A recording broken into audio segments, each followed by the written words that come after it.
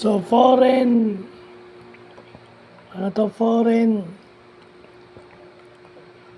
currency adjustment losses. So, kung nakita natin sa gains, ganun din sa losses. Sa losses, mas madugo. No, hindi siya pala negative, kagaya sa accounting hindi. No.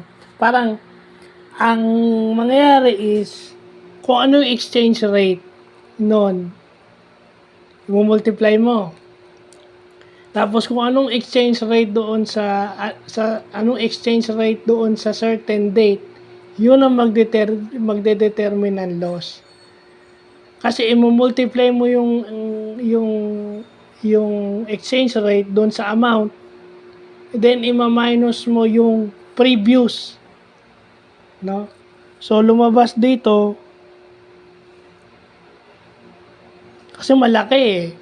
Yung ginawa ko sa 52 naging 55. So lumalabas may 55 million yung nakuha kong current example, and then yung previous ko na 1,040,000 may minus ko yung dalawa na yun, magkakaroon pa ng 53,960,000. Yun yung loss mo.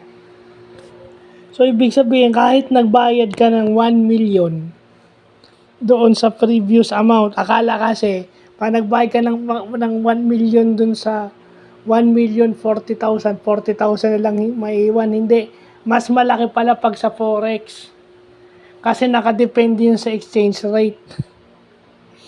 So di ba, akala ko nga nung una 40 na lang, hindi, depende pala sa exchange rate yun. So mas malaki yung losses, kaya pala tumataas ang bilihin.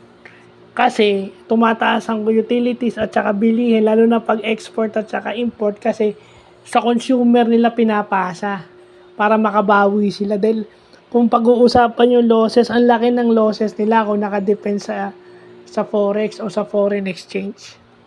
Alam mo naman natin yung foreign exchange, parang ang dami factors niyan. Yung conflict ng iba't ibang country, yung demand ng fuel, yun ang isa sa nagpapa-factor dyan eh. Yung pag-delay ng pag-deliver ng mga supplies, yung mga ganyan, yeah? So yun yung mga factors. So kung pag-uusapan yung foreign currency adjustment sa losses, mas madugo. So yun lang po.